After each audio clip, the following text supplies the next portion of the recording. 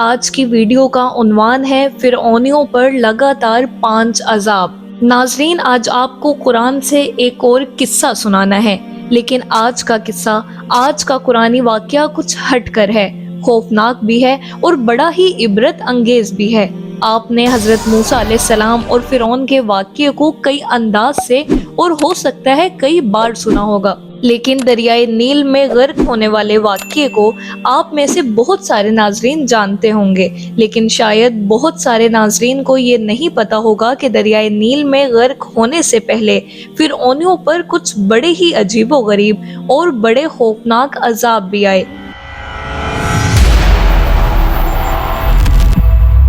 اور آج کی ویڈیو کا جو موضوع ہے 5 لگاتار عذاب، یہ کون سے عذاب تھے جو لگاتار فرعونیوں پر آئے؟ آئیے سنتے ہیں۔ جب حضرت موسیٰ علیہ السلام کا عصا اژدہا بن کر جادوگروں کے سانپوں کو نگل گیا تو جادوگر سجدے میں گر کر ایمان لائے، مگر فرعون اور اس کے متابعین نے اب بھی ایمان قبول نہیں کیا۔ مگر فرعون کا کفر اور اس کی سرکشی اور زیادہ بڑھ گئی، اور اس نے بنی اسرائیل کے مومنین اور حضرت موسیٰ علیہ السلام کی دل آزاری اور ایذا رسانی میں بھرپور کوشش شروع کر دی اور طرح طرح سے ستانا شروع کر دیا۔ فرعون کے مظالم سے تنگ دل ہو کر حضرت موسیٰ علیہ السلام نے خداوند قدوس کے دربار میں اس طرح دعا مانگی: اے میرے رب، فرعون زمین میں بہت ہی سرکش ہو گیا ہے اور اس کی قوم نے عہد شکنی کی ہے، لہٰذا تو انہیں ایسے عذابوں میں گرفتار فرما لے جو ان کے لیے سزاوار ہوں اور میری قوم اور میرے بعد والوں کے لیے عبرت ہو۔ اب اللہ کے نبی نے یہ دعا مانگی تھی، اور یقیناً انبیاء کرام کی دعائیں یقیناً قبول ہوتی ہیں، تو اب یہ 5 لگاتار عذاب کیسے آئے؟ یہ ایسے عبرتناک واقعات ہیں کہ جنہیں سنے تو رونگٹے کھڑے ہو جائیں۔ انسان حیران ہو جاتا ہے کہ اللہ تعالیٰ نے اس دنیا میں اپنی قدرت کے کیسے کیسے نظارے دکھائے، لیکن یہ قوم بھی کتنی عجیب تھی کہ بار بار سمجھانے کے باوجود، بار بار تنبیہ کرنے کے باوجود، بار بار قدرت کی نشانیاں دکھانے کے باوجود توبہ نہیں کرتی تھی، ایمان نہیں لاتی تھی۔ پہلا جو عذاب آیا وہ طوفان کا عذاب تھا۔ ناگہاں ایک ابر آیا اور ہر طرف اندھیرا چھا گیا، پھر انتہائی زوردار بارش ہونے لگی، یہاں تک کہ طوفان آ گیا اور فرعونیوں کے گھروں میں پانی بھر گیا اور وہ اس میں کھڑے رہ گئے، اور پانی ان کی گردنوں تک آ گیا۔ ان میں سے جو بیٹھا وہ ڈوب کر ہلاک ہو گیا، نہ ہل سکتے تھے، نہ کوئی کام کر سکتے تھے۔ ان کی کھیتیاں اور باغات طوفان کے دھاروں سے برباد ہو گئے۔ مسلسل 7 روز تک وہ لوگ اسی مصیبت میں مبتلا رہے، اور باوجود یہ کہ بنی اسرائیل کے مکانات فرعونیوں کے گھروں سے ملے ہوئے تھے، مگر بنی اسرائیل کے گھروں میں سیلاب کا پانی نہیں آیا، اور وہ نہایت ہی امن و چین کے ساتھ اپنے گھروں میں رہتے تھے۔ جب فرعونیوں کو اس مصیبت کے برداشت کرنے کی تاب و طاقت نہ رہی اور وہ بالکل ہی عاجز ہو گئے، تو ان لوگوں نے حضرت موسیٰ علیہ السلام سے عرض کیا کہ آپ ہمارے لیے دعا فرمائیے کہ یہ مصیبت ٹل جائے تو ہم ایمان لائیں گے اور بنی اسرائیل کو آپ کے پاس بھیج دیں گے۔ چنانچہ آپ نے دعا مانگی تو طوفان کی بلا ٹل گئی، اور زمین میں ایسی سرسبزی اور شادابی نمودار ہوئی کہ اس سے پہلے کبھی بھی دیکھنے میں نہ آئی تھی۔ کھیتیاں بہت شاندار ہوئیں اور گلوں اور پھلوں کی پیداوار بے شمار ہوئی۔ یہ دیکھ کر فرعونی کہنے لگے، یہ طوفان کا پانی تو ہمارے لیے بہت بڑی نعمت کا سامان تھا۔ پھر وہ عہد سے پھر گئے اور ایمان نہیں لائے، اور پھر سرکشی اور ظلم و عصیان کی گرم بازاری شروع کر دی۔ 1 ماہ تک تو فرعونی نہایت عافیت سے رہے، لیکن جب ان کا کفر و تکبر اور ظلم و ستم پھر بڑھنے لگا تو اللہ تعالیٰ نے اپنے قہر و عذاب کو ٹڈیوں کی شکل میں بھیج دیا کہ چاروں طرف سے ٹڈیوں کے جھنڈ آ گئے، جو ان کی کھیتیوں اور باغوں کو، یہاں تک کہ ان کے مکانوں کی لکڑیاں تک کو کھا گئے، اور فرعونیوں کے گھروں میں یہ ٹڈیاں بھر گئیں جس سے ان کا سانس لینا مشکل ہو گیا۔ مگر بنی اسرائیل کے مومنین کے کھیت اور باغ اور مکانات ان ٹڈیوں کی یلغار سے بالکل محفوظ رہے۔ یہ دیکھ کر فرعونیوں کو بڑی عبرت ہو گئی، اور آخر اس عذاب سے تنگ آ کر پھر حضرت موسیٰ علیہ السلام کے آگے عہد کیا کہ آپ اس عذاب کے دفع ہونے کے لیے دعا فرما دیں تو ہم لوگ ضرور ایمان لے آئیں گے اور بنی اسرائیل پر کوئی ظلم و ستم نہیں کریں گے۔ چنانچہ آپ کی دعا سے 7ویں دن یہ عذاب بھی ٹل گیا،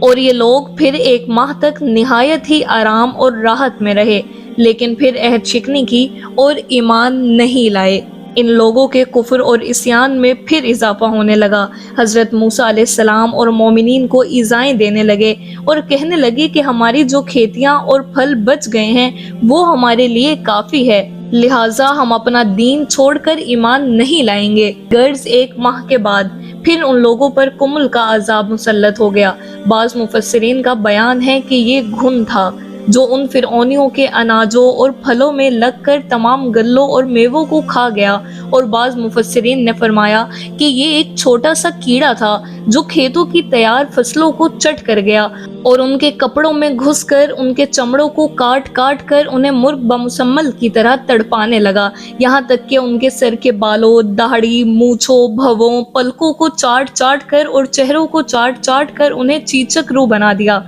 یہ کیڑے ان کے کھانوں، پانیوں اور برتنوں میں گھس جاتے تھے، جس سے یہ لوگ نہ کچھ کھا سکتے تھے، نہ کچھ پی سکتے تھے اور نہ لمحہ بھر کے لیے سو سکتے تھے، یہاں تک کہ ایک ہفتے میں اس قہر آسمانی اور بلائے ناگہانی سے بلبلا کر یہ لوگ چینک پڑے اور پھر حضرت موسیٰ علیہ السلام کے حضور حاضر ہو کر دعا کی درخواست کرنے لگے اور ایمان لانے کا عہد دینے لگے۔ چنانچہ آپ نے ان لوگوں کی بے قراری اور گریہ وزاری پر رحم کھا کر دعا کر دی اور یہ عذاب بھی رفع دفع ہو گیا، لیکن فرعونیوں نے پھر اپنے عہد کو توڑ ڈالا اور پہلے سے بھی زیادہ ظلم و عدوان پر کمر بستہ ہو گئے۔ پھر 1 ماہ کے بعد ان لوگوں پر مینڈک کا عذاب نازل ہو گیا۔ ان فرعونیوں کی بستیوں اور ان کے گھروں میں اچانک بے شمار مینڈک پیدا ہو گئے اور ان ظالموں کا یہ حال ہو گیا کہ جو آدمی جہاں بھی بیٹھتا اس کی مجلس میں ہزاروں مینڈک بھر جاتے تھے۔ کوئی آدمی بات کرنے یا کھانے کے لیے منہ کھولتا تو اس کے منہ میں مینڈک کود کر گھس جاتے،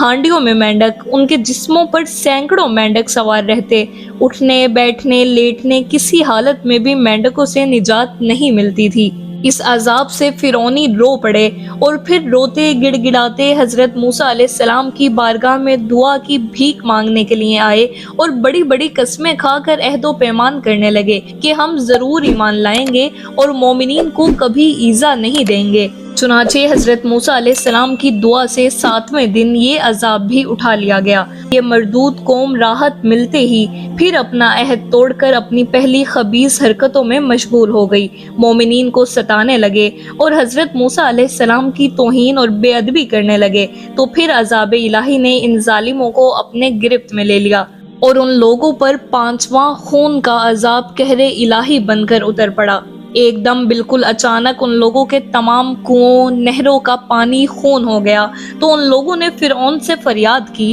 تو اس سرکش نے کہا کہ یہ حضرت موسیٰ علیہ السلام کی جادوگری اور نظر بندی ہے۔ یہ سن کر فرعونیوں نے کہا کہ یہ کیسی اور کہاں کی نظر بندی ہے کہ ہمارے کھانے پینے کے برتن خون سے بھرے پڑے ہیں اور مومنین پر اس کا ذرا بھی اثر نہیں۔ تو فرعون نے حکم دیا کہ فرعونی لوگ مومنین کے ساتھ ایک ہی برتن سے پانی نکالیں، مگر خدا کی شان کہ مومنین اسی برتن سے پانی نکالتے تو نہایت ہی صاف، شفاف اور شیریں پانی نکلتا، اور فرعونی جب اسی برتن سے پانی نکالتے تو تازہ خالص خون نکلتا، یہاں تک کہ فرعونی لوگ پیاس سے بے قرار ہو کر مومنین کے پاس آئے اور کہا کہ ہم دونوں ایک ہی برتن سے ایک ہی ساتھ منہ لگا کر پانی پیئیں گے، مگر قدرت خداوندی کا عجیب جلوہ نظر آیا۔ ایک ہی برتن سے ایک ساتھ منہ لگا کر دونوں پانی پیتے تھے، مگر مومنین کے منہ میں جو جاتا وہ پانی ہوتا تھا اور فرعونیوں کے منہ میں جو جاتا وہ خون ہوتا تھا۔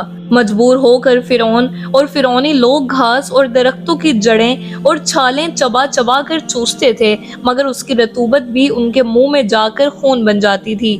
الغرض فرعونیوں نے پھر گڑ گڑا کر حضرت موسیٰ علیہ السلام سے دعا کی درخواست کی، تو آپ نے پیغمبرانہ رحم و کرم فرما کر پھر ان لوگوں کے لیے دعائے خیر فرما دی، تو 7ویں دن اس خونی عذاب کا سایہ بھی ان کے سروں سے اٹھا لیا گیا۔ الغرض ان سرکشوں پر مسلسل 5 عذاب آتے رہے اور ہر عذاب 7ویں دن ٹلتا رہا، اور ہر 2 عذابوں کے درمیان 1 ماہ کا فاصلہ ہوتا رہا، مگر فرعون اور فرعونیوں کے دلوں پر شقاوت و بدبختی کی ایسی مہر لگ چکی تھی کہ پھر بھی وہ ایمان نہیں لائے اور اپنے کفر پر اڑے رہے اور ہر مرتبہ اپنا عہد توڑتے رہے، یہاں تک کہ اللہ تعالیٰ کے قہر و غضب کا آخری عذاب آ گیا کہ فرعون اور اس کے متابعین سب دریائے نیل میں غرق ہو کر ہلاک ہو گئے، اور ہمیشہ کے لیے خدا کی دنیا ان عہد شکنوں اور مردودوں سے پاک و صاف ہو گئی، اور یہ لوگ دنیا سے اس طرح نیست و نابود کر دیے گئے کہ روئے زمین پر ان کی قبروں کا نشان بھی باقی نہیں رہ گیا۔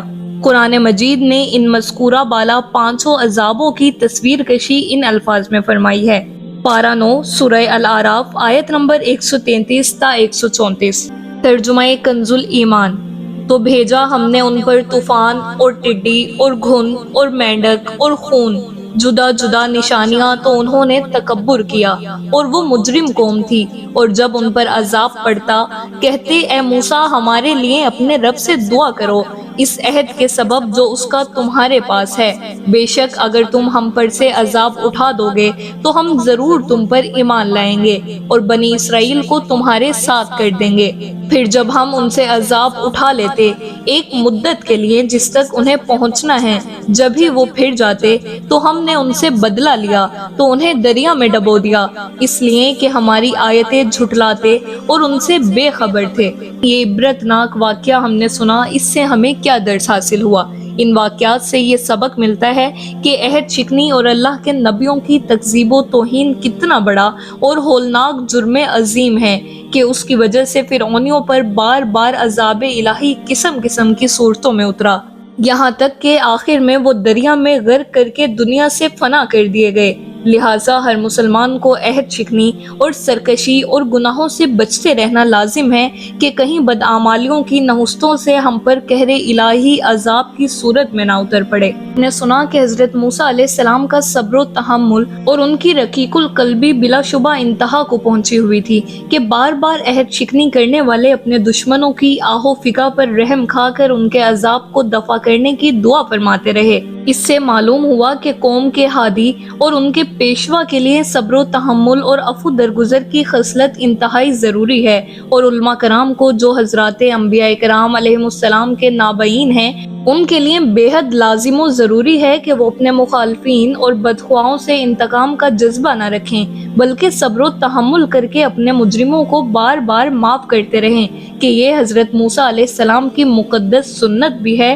اور ہمارے نبی آخر الزماں صلی اللہ تعالی علیہ وسلم کا تو یہ ایک بڑا ہی خاص اور خصوصی طرز امتیاز ہے کہ آپ نے کبھی بھی اپنی ذات کے لیے اپنے دشمنوں سے کوئی بھی انتقام نہیں لیا، بلکہ ہمیشہ ان کو معاف فرما دیا کرتے تھے، اور یہ آپ کی مقدس تعلیم کا بہت ہی تابناک اور درخشاں ارشاد ہے